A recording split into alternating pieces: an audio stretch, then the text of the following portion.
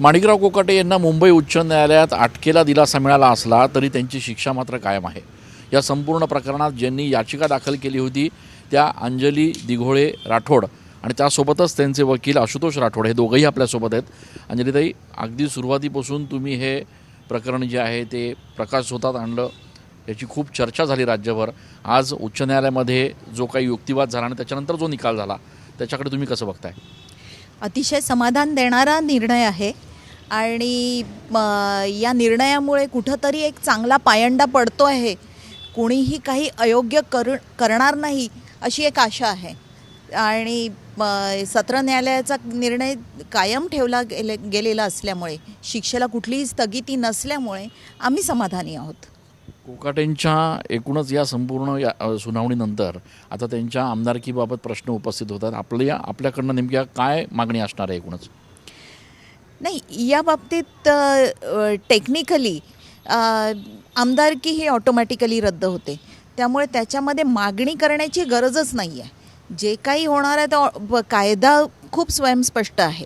आमदारकी ही जेव्हा कन्व्हिक्शन होतं तेव्हा त्या क्षणी ती ऑटोमॅटिकली रद्द होत असते।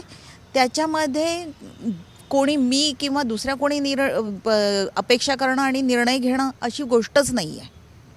आपल्यासोबत आशुतोष राठोड पण आहेत। सर, सुप्रीम कोर्टात आपण कॅव्हिएट दाखल केलेली आहे, पुढची प्रक्रिया नेमकी आपल्याकडनं कशी पार पडणार?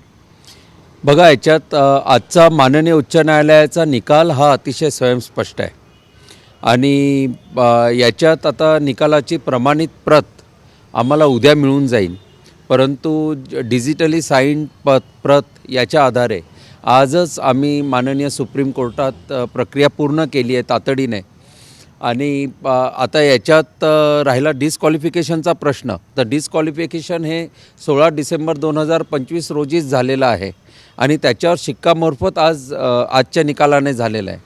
आता तुमच्या सर्वांचं अभिनंदन आणि निकाल अतिशय सुंदर आहे, चांगला आहे आणि बेल मिळाला हेही चांगलं झालं। म्हणजे आता वैद्यकीय उपचार व्यवस्थित होतील त्याबद्दल काही आक्षेप नाही। आता लवकर निवडणूक आयोगाने पोटनिवडणूक पार पाडावी ही अपेक्षा आहे। पण एकूणच या निकालाकडे तुम्ही कसं बघताय? एकीकडे बेल मिळालेला आहे, दुसरीकडे स्थगिती जी आहे ती या ठिकाणी त्यांची रिजेक्ट केलेली आहे, शिक्षा कायम आहे।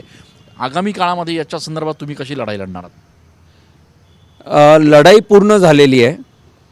जर आता चुटुपुटीची लढाई काही सुप्रीम कोर्टात राहिली तर 2 कॉन्करंट फाइंडिंग नंतर आता हे 3रं कॉन्करंट फाइंडिंग आहे।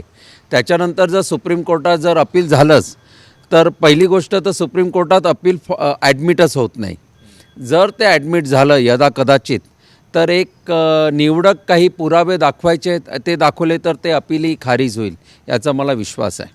खूप धन्यवाद। आपण बघतोय की या ठिकाणी माणिकराव कोकाटे यांच्या संदर्भातली याचिका दाखल करणाऱ्या आणि त्याचप्रमाणे त्यांचे वकील असे राठोड दाम्पत्य आपल्यासोबत होते।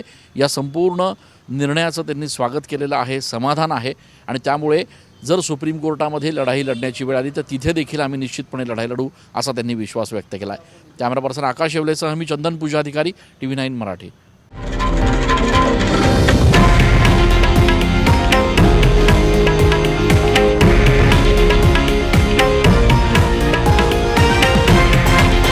हे आहे देशातील नंबर 1 न्यूज नेटवर्क आणि आपण पाहत आहात TV9 मराठी, एकमेव।